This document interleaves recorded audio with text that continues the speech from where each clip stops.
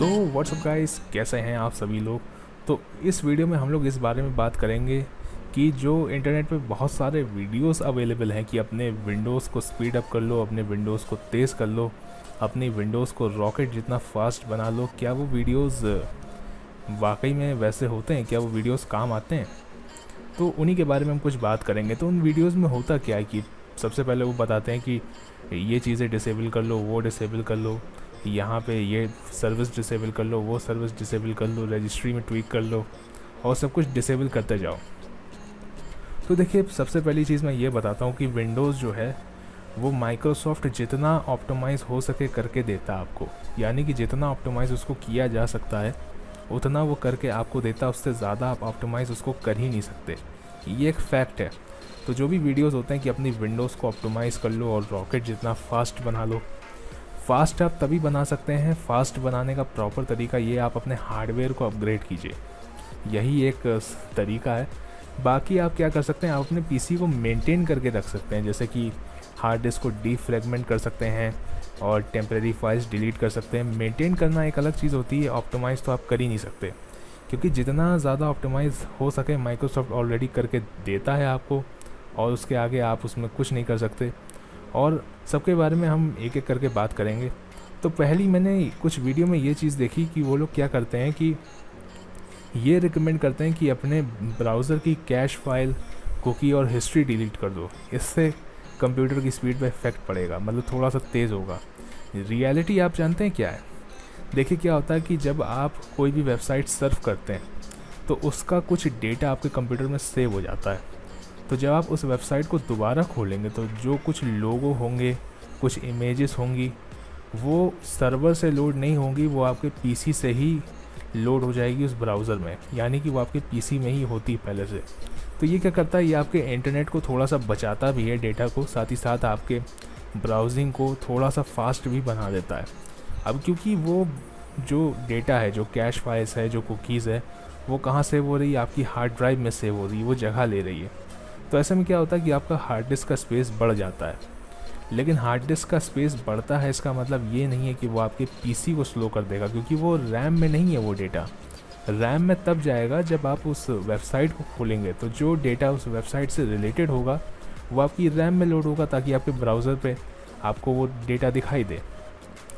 और अगर आप उस डेटा को डिलीट कर देंगे तो वो डेटा सर्वर से आपकी रैम में लोड होगा, लेकिन उसको रैम में तो आना ही आना है, क्योंकि जब आप ब्राउज़र को ओपन करेंगे तो ब्राउज़र तो आपका रैम के थ्रू ही चलेगा। तो ब्राउज़र में जो भी कुछ होगा वो डेटा रैम में आएगा, तो वो चीज़ तो होनी है। ऐसे में यहाँ पे क्या होता है कि यहाँ पे जो डेटा होता है, कैश फाइल्स होती है, जो कुकीज़ होती हैं, वो आपके हार्ड डिस्क का स्पेस लेती हैं।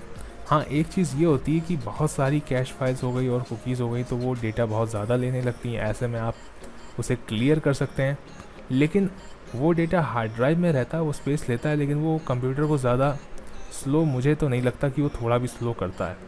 तो मैं इस बात से बिल्कुल भी सहमत नहीं हूँ कि आपको कंप्यूटर की स्पीड बढ़ाने के लिए अपनी कुकीज़ और अपनी कैश फाइल्स को डिलीट करना चाहिए।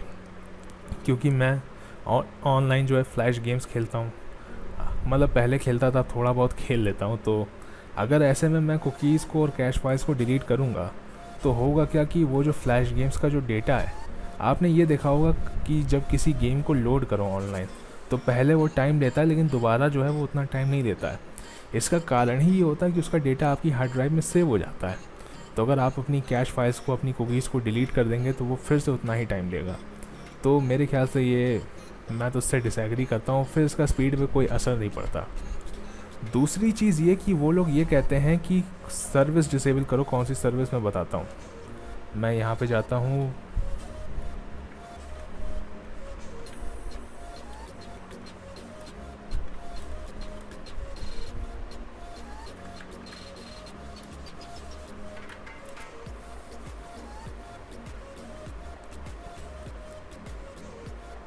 तो बहुत से लोग ये कहते हैं कि इससे आपका कंप्यूटर तेज़ हो जाएगा, कि ये बैकग्राउंड इंटेलिजेंट ट्रांसफ़र सर्विस को आप डिसेबल कर दीजिए। और एक सर्विस होती है, ये दो सर्विस डिसेबल करने के लिए बोलते हैं। मैं आपको दिखाता हूँ, नीचे होगी थोड़ा सा, ये रहा सुपर फैच। सुपर फैच को डिसेबल कर दो, बैकग्राउंड इंटेलिजेंट ट्रांसफ़र सर्विस को डिसेबल कर दो, तो आपकी विंडोज़ 10 जो है वो फास्ट हो जाएगी। ज़्यादातर ये रिकमेंडेशन जो है विंडोज़ 10 के लिए ही आता है। तो मैं आपको बताता हूँ पहले ये सर्विस करती क्या है। देखिए, बैकग्राउंड इंटेलिजेंट ट्रांसफ़र सर्विस जो है वो तो एक प्रोटोकॉल सर्विस है। जो भी अपडेट्स होते हैं, जो भी फाइल होती है जो माइक्रोसॉफ्ट के सर्वर से जो डाउनलोड होती है, वो आपकी इसी सर्विस के थ्रू होती है। अगर इसको आप डिसेबल कर देंगे, कहाँ गई बैकग्राउंड, ये तो बिट डिफेंडर की सर्विस है, हाँ ये रही बैकग्राउंड इंटेलिजेंट ट्रांसफ़र सर्विस। अगर आप इसको डिसेबल कर देते हैं तो आपके विंडोज़ अपडेट बंद हो जाएंगे। इसके लिए ये फ़ायदेमंद है, अगर आपको अपना विंडोज़ अपडेट बंद करना हो तो आप इस सर्विस को डिसेबल कर दीजिए, वो बंद हो जाएगा। लेकिन हो सकता है कि नेक्स्ट रीस्टार्ट में ये सर्विस दोबारा से ओपन हो जाए। पहले विंडोज़ में नहीं होती थी, लेकिन अपडेट के बाद शायद होने लगी है। और साथ ही साथ अगर आप माइक्रोसॉफ्ट की तरफ से, माइक्रोसॉफ्ट की वेबसाइट से अगर कोई सेटअप डाउनलोड करते हैं, जिसका जो मतलब जिस भी प्रोग्राम का वो सेटअप है, वो प्रोग्राम अगर नेट से डाउनलोड हो रहा है, एग्ज़ाम्पल के तौर पे आप विंडोज़ 10 को ऑफिशियली माइक्रोसॉफ्ट से डाउनलोड करना चाहते हैं और आप उसका ISO क्रिएट करना चाहते हैं, तो अगर आपकी बैकग्राउंड इंटेलिजेंट ट्रांसफ़र सर्विस अगर बंद होगी तो वो जो सेटअप है वो रन ही नहीं करेगा, वो डेटा को डाउनलोड ही नहीं करेगा इंटरनेट से, ना ही आपके विंडोज़ अपडेट काम करेंगे। और किसी भी चीज़ का जो माइक्रोसॉफ्ट से रिलेटेड होगा, आपके PC में ना तो अपडेट आएगा, ना उससे रिलेटेड कोई डेटा आएगा। तो बैकग्राउंड इंटेलिजेंट ट्रांसफ़र सर्विस जो है वो ज़रूरी है, और मेरे ख्याल से इसका खुला रहना ज़्यादा सही है। तो लोग क्या करते हैं, लोग इसको डिसेबल कर देते हैं और ये नहीं बताते हैं कि ये करती क्या है बैकग्राउंड इंटेलिजेंट ट्रांसफ़र सर्विस और इसका काम क्या है।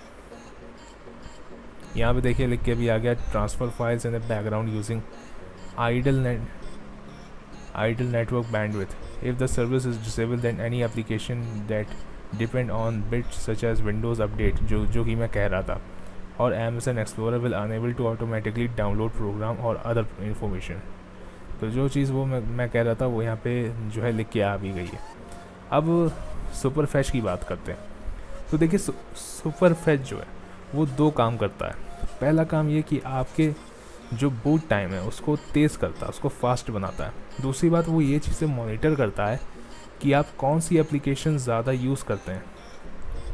हाँ, सुपर फैच कहाँ गया, सुपर फैच, ये तो T वाली सर्विस आ गई, ये रहा सुपर फैच। तो सुपर फैच ये मॉनिटर करता है कि कौन से एप्लीकेशंस, कौन से वो प्रोग्राम आप ज़्यादा इस्तेमाल करते हैं, और फिर उन प्रोग्राम्स का डेटा जो है वो सेव करके रखता है, मतलब उनका डेटा सेव करके रखता है। उसके बाद जब आप उन प्रोग्राम्स पर दोबारा क्लिक करेंगे तो वो प्रोग्राम जल्दी खुलेंगे, और साथ ही साथ जो है ये बूट टाइमिंग भी आपकी मेंटेन करके रखता है। तो कुछ लोग ये कहते हैं कि इसको डिसेबल कर दो तो ये प्रोग्राम का जो डेटा है वो लोड नहीं करता बूट करते समय, जो इसका काम है, इससे आपका कंप्यूटर तेज़ हो जाएगा। जबकि मुझे लगता है इसको डिसेबल करना बेवकूफ़ी होगी। और अगर किसी कंप्यूटर का प्रोसेसर अगर वीक है और आप सुपर फैच डिसेबल कर देते हैं तो हो सकता है कि कंप्यूटर बूट जल्दी हो जाए, लेकिन उसके आइकन वगैरह ठीक से बन के ना आए। हो सकता है कि ये विंडोज़ का आइकन भी ठीक से बन के ना आए। तो मैंने ही खुद चीज़ देखी है कि इसको अगर डिसेबल कर दो तो जो कंप्यूटर का जो बूट टाइम है वो होता तो थोड़ा सा फास्ट हो जाता है, लेकिन फिर आपका सिस्टम ढंग से काम नहीं करेगा। तो सुपर फैच का ऑन होना बहुत ज़रूरी है, और सुपर फैच को आप ऑन ही रखिए। बहुत से वीडियोस में मैंने देखा है कि वो कहते हैं background intelligent transfer service disable करो, सुपर फैच डिसेबल करो, और आपकी विंडोज़ 10 जो है फास्ट चलने लगेगी। लेकिन वो ये बताते नहीं कि ये सर्विस एक्चुअल में करती क्या है। यहाँ पे देखिए थोड़ा सा लिख के आया है, maintains and improve system performance over time, super fetch. और कुछ वीडियोस में मैंने ये देखा है कि यहाँ पे रन पे जाओ और टाइप करो प्री फैच,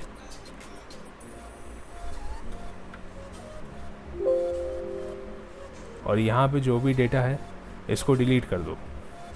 तो वो मैंने कुछ ऐसे वीडियोस देखे हैं जहाँ पे वो टेम्परेरी फाइल्स डिलीट कर रहे हैं और प्री फैच का डेटा भी डिलीट कर रहे हैं। तो प्री फैच में आपके उन्हीं प्रोग्राम्स का डेटा होता है जिनको आप सबसे ज़्यादा यूज़ करते हैं, ताकि आप दोबारा जब उन प्रोग्राम्स को इस्तेमाल करें तो वो जल्दी इसे खुलें और आपका PC जो है वो तेज़ चले। तो वो रियलिटी नहीं बताते कि प्री फैच एक्चुअल में करता क्या है, और ये कह देते हैं कि इसको डिसेबल कर दो, मतलब डिसेबल ना करो, इसके अंदर जो भी चीज़ें हैं वो डिलीट कर दो। तो ऐसे में अगर आप ये चीज़ें डिलीट करेंगे तो आपका कंप्यूटर जो है, हो सकता है, हो क्या सकता है, मुझे नहीं लगता कि इसका बूट पे कोई टाइम पड़ेगा कि आपका जो है बूट फास्ट हो। उल्टा ये हो जाएगा कि जब आप कोई एप्लीकेशन पे क्लिक करेंगे, किसी प्रोग्राम पे क्लिक करेंगे, तो वो खुलने में और ज़्यादा टाइम लेगी और फिर से वहाँ पे प्रीफेच का डेटा क्रिएट होगा जो कि पहले से क्रिएट हुआ था। लेकिन मैं आपको बता देता हूँ कि टेम्परेरी फाइल्स की रियलिटी क्या होती है। देखिए, टेम्परेरी फाइल्स वो होती हैं जो एक टाइम के लिए इस्तेमाल होती हैं। जैसे कि मान लीजिए आपने WinRAR की कोई फ़ाइल है, उसको बिना एक्सट्रैक्ट किए डबल क्लिक करके खोल दिया, तो वो डायरेक्ट WinRAR से तो खुलेगी नहीं, वो पहले टेम्परेरी फाइल में जाएगी, उसके बाद वहाँ से खुलेगी। या आपने अपने फ़ोन को कनेक्ट किया अपने पीसी से और आप गाने बजाने लगे बिना उन सॉन्ग्स को कॉपी पेस्ट किए जो आपके फ़ोन में है, खाली फ़ोन की डायरेक्टरी खोल के, तो ऐसे में क्या होगा कि पहले फ़ोन का डेटा आपके टेम्परेरी फाइल्स में जाएगा। तो वन टाइम डेटा होता है, इसको आप डिलीट कर सकते हैं। मैं आपको दिखाता हूँ यहाँ पे।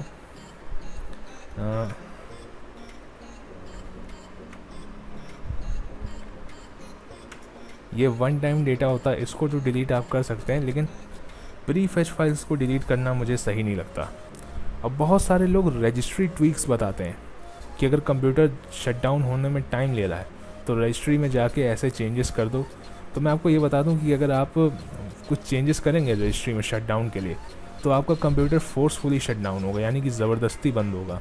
तो वो शटडाउन तो फास्ट होगा, लेकिन जब दोबारा आप उसे टर्न ऑन करेंगे तो वो खुलने में टाइम ले लेगा। ऐसे में मुझे ये नहीं सही लगता कि रजिस्ट्री में कोई छेड़खानी करनी चाहिए विंडोज़ को स्पीड अप करने के लिए। तो जो भी मैंने विंडोज़ के स्पीड अप के वीडियो देखे, उसमें वो करते क्या हैं कि वो बस बताते जाते हैं ये ऐसे करो, ये डिलीट कर दो, यहाँ जाके ये कर दो, यहाँ जाके वैल्यू 0 लिख दो और ये वाली सर्विस डिसेबल कर दो, और इसको क्यों करो वो ये बताते नहीं हैं। तो मैंने आपको यहाँ पे वही बताया कि किन सर्विसेज को अगर आप ऐसा करेंगे तो उनसे होगा क्या। तो देखिए, अब मैं आपको बताता हूँ कि विंडोज़ को स्पीड अप करने का प्रॉपर तरीका क्या है। तो जैसा कि पहले मैंने बताया कि आप ऑप्टिमाइज़ कर ही नहीं सकते, क्योंकि जितना ऑप्टिमाइज़ हो सकता है माइक्रोसॉफ्ट ऑलरेडी करके देता आपको। तो आप कर क्या सकते हैं, आप डिस्क को डीफ्रैगमेंट कर सकते हैं। कैसे कर सकते हैं, ये देखिए, यहाँ जाइए, यहाँ पे लिखिए डीफ्रैग, थोड़ा सा ही आप लिखेंगे यहाँ पे बन के आ जाएगा ऑटोमेटिकली। और यहाँ पे जाके कोई भी ड्राइव सेलेक्ट करिए और ऑप्टिमाइज़ पे क्लिक कर दीजिए। या आप वाइस डिस्क क्लीनर डाउनलोड कर सकते हैं, वो एक क्लीनर प्रोग्राम है, उसमें हार्ड डिस्क को डीफ्रैगमेंट करने का भी ऑप्शन होता है। अब जिन लोगों को नहीं पता कि डीफ्रैगमेंट का मतलब क्या है, तो मैं बता देता हूँ कि देखिए, हार्ड डिस्क के सेक्टर्स में जो है डेटा स्टोर होता है, और जब आप किसी डेटा को डिलीट करते हैं तो वो डेटा डिलीट नहीं होता है, वो क्या होता है कि वहीं पे रहता है, उसकी जगह दूसरा डेटा वहाँ पे राइट कर दिया जाता है। अब धीरे धीरे होता क्या है कि जब आप कोई फाइल को कॉपी करते हैं, पेस्ट करते हैं, डिलीट करते हैं, तो डेटा स्कैटर होने लगता है। मान लीजिए अब नया डेटा लिखना है हार्ड ड्राइव में और नया डेटा बड़ा है, और जो आपने फाइल डिलीट करी थी वो छोटी है, तो क्या होगा कि जो नया डेटा है वो एक बार में पूरा लिखा नहीं जाएगा, पहले थोड़ा सा लिखा जाएगा, फिर बीच में दूसरी फाइल आएगी, फिर उसके आगे जो जगह खाली होगी जिसको आप डिलीट कर चुके हैं उसके ऊपर वो ओवरराइट होगा, फिर जिसको आपने डिलीट नहीं किया वो डेटा बीच में आएगा। तो ऐसे क्या होता है कि डेटा फैलता जाता है। एग्ज़ाम्पल के तौर पे आपके कंप्यूटर में कोई सॉन्ग रखा है, तो आपने मतलब बहुत सारे सॉन्ग्स की एक लाइब्रेरी बना रखी है, तो आपने कैटेगराइज कर रखा है, लेकिन आपके हार्ड ड्राइव में सॉन्ग उस तरीके से कैटेगराइज नहीं है। हार्ड ड्राइव में 10 सेकंड का सॉन्ग है, उसके बाद बीच में कोई इमेज फाइल आ जाती है, फिर 10 सेकंड का सॉन्ग आगे है, मतलब वही सॉन्ग। तो आपकी हार्ड ड्राइव से जब वो रैम में जाएगा तो आपकी हार्ड ड्राइव को बहुत ज़्यादा काम करना पड़ता है उस एक गाने को लोड करने के लिए। और डीफ्रैगमेंट में क्या होता है कि जो फ्रैगमेंट्स होते हैं वो हट जाते हैं और आपके डेटा को एक कैटेगराइज तरीके से रख दिया जाता है। तो ये हार्ड ड्राइव की लाइफ को भी बढ़ाता है और आपके कंप्यूटर की स्पीड को भी बढ़ाता है। तो आप ये कर सकते हैं कि आप एक मतलब अपनी ड्राइव्स को डीफ्रैगमेंट कर सकते हैं। और आप क्या कर सकते हैं अपनी विंडोज़ को मेंटेन करने के लिए, आप एक ढंग का एंटीवायरस यूज़ कीजिए। ढंग के एंटीवायरस से मेरा मतलब है कि मार्केट में बहुत सारे एंटीवायरस प्रोग्राम मौजूद है, लेकिन वो आपके कंप्यूटर को बहुत ज़्यादा स्लो बना देते हैं। तो देखिए, एंटीवायरस प्रोग्राम की रियलिटी ये है कि एंटीवायरस प्रोग्राम कोई भी वो आपके कंप्यूटर को स्लो करेगा, और एंटीवायरस प्रोग्राम स्लो इसलिए करते हैं क्योंकि मतलब कोई भी प्रोग्राम अगर बैकग्राउंड में रन करता रहेगा, नज़र रखे रहेगा दूसरे प्रोग्राम पे कि वो किस तरीके की हरकत कर रहा है, तो वो आपका प्रोसेसर भी मतलब यूज़ करेगा और रैम भी यूज़ करेगा, रैम में स्पेस भी थोड़ा लेगा। कि अगर जिस प्रोग्राम को कंटिन्यूसली चलना है, मतलब कंटिन्यूसली किसी प्रोग्राम को अगर चलना है तो वो सोर्स तो यूज़ करेगा ही। अब सोर्स यूज़ होंगे तो आपका कंप्यूटर जो है मतलब थोड़ा सा तो क्या कहते हैं स्लो तो चलेगा ही। हाँ, अगर बहुत पावरफुल कंप्यूटर है आपका, बहुत पावरफुल प्रोसेसर है तो आपको एहसास नहीं होगा।